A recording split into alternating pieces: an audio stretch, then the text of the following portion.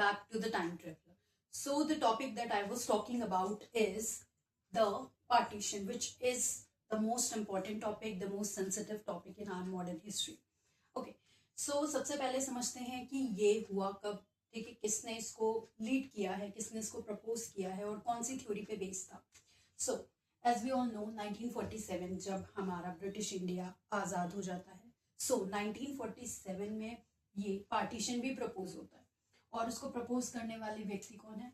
Lord Mountbatten.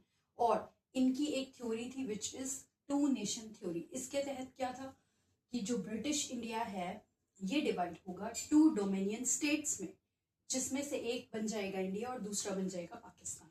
Okay, and it is mostly based on the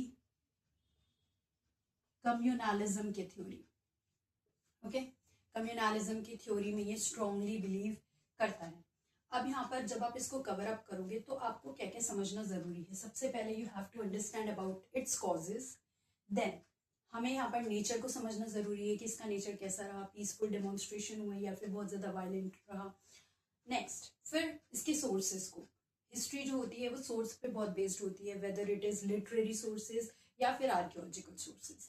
तो हमारे पास यहाँ पर पार्टीशन को लेके we totally rely on oral sources. Next फिर लास्ट में एट लास्ट हम जो देखेंगे वो इसमें इसके इम्पैक्ट को देखेंगे. एंड इससे रिलेटेड जो क्वेश्चंस होते हैं वो लॉन्ग फॉर्म क्वेश्चंस होते हैं. सो उसमें हमें आंसर बहुत ही एम्पैथेटिक तरीके से भी और बैलेंस तरीके से आंसर लिखना होता है. सो फर्दर चैप्टर के लिए आपको देखनी होगी मेरी next video. Stay tuned. Thank you so much.